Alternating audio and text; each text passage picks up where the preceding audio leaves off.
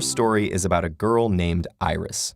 Iris is very sensitive, so much that she is always in tears. She cries when she's sad, when she's happy, and even tears up when things just get to her. She has special lacrimal glands to make new tears and special tubes called lacrimal puncta to drain old ones away. And she cries so much that she goes through 10 ounces of tears per day, 30 gallons a year. In fact, if you look closely, you'll see that she's crying a little bit all the time. The basal tears that Iris constantly produces form a thin coating of 3 layers that cover her and keep dirt and debris away. Right next to Iris is the mucus layer, which keeps the whole thing fastened to her. On top of it is the aqueous layer, which keeps Iris hydrated, repels invasive bacteria, and protects her skin, or cornea, from damage. And finally, there is the lipid layer, an oily outer film that keeps the surface smooth for Iris to see through and prevents the other layers from evaporating. Normally, Iris goes about her day without really noticing the basal tears doing their thing. That's kind of their whole point. But one day, she meets a girl named Onion. Iris is immediately smitten. Onion looks gorgeous in her bright purple jacket, and she smells terrific. So Iris invites Onion to her house for dinner. But when she comes in and takes off her jacket, something terrible happens.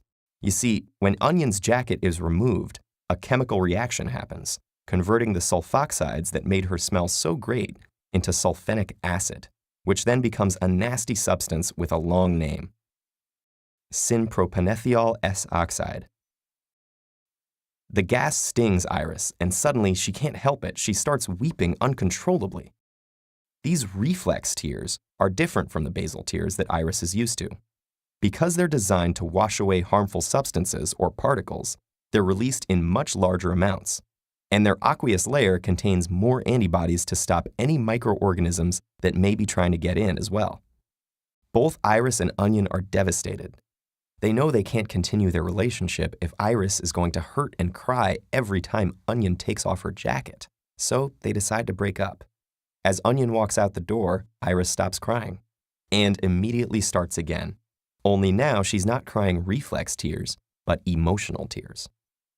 When someone is either too sad or too happy, it feels like a loss of control, which can be dangerous. So emotional tears are sent in to stabilize the mood as quickly as possible, along with other physical reactions such as an increased heart rate and slower breathing.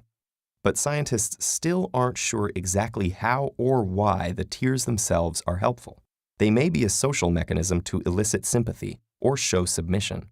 But some studies have also found that emotional tears contain higher levels of stress hormones, such as ACTH and enkephalin, an endorphin and natural painkiller. In this case, emotional tears are also directly calming Iris down, as well as signaling her emotional state to others. Sorry things didn't work out with Onion, Iris, but don't worry. As long as you have all 3 kinds of tears working to keep you balanced and healthy, it will get better. You'll see.